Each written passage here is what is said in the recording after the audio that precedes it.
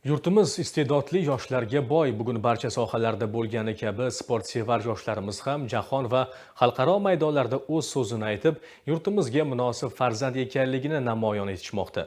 Navbatdagi lavhamizda ham ayni shunday iqtidorli yoshlarimiz haqida so'z boradi.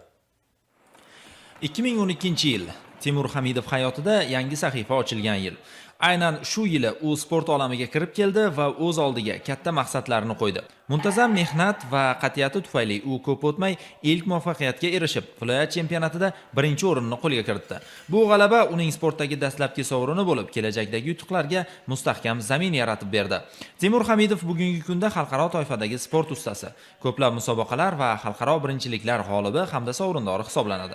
U 2024-yil noyabr oyida Toshkent shahrida o'zbek jang san'ati bo'yicha ilk bor o'tkazilgan jahon chempionatida birinchi o'rinni qo'lga kiritib, yurtimiz sharafini munosib himoya qildi.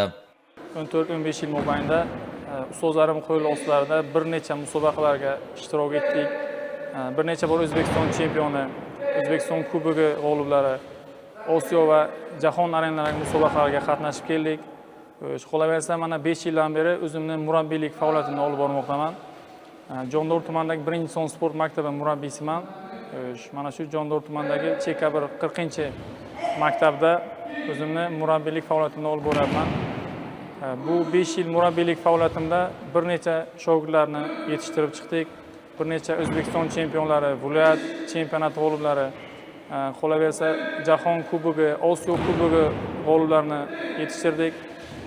Mana qolaversa kecha Toshkent viloyati Chirchiq shahrida O'zbekiston chempionati, belashuv yo'nalishdan O'zbekiston chempionati bo'lib o'tdi. Ushbu musobaqada bir qator shogirdlarimiz 1-chi, 2-chi, 3-chi faxrli o'rinlarni egallashdi.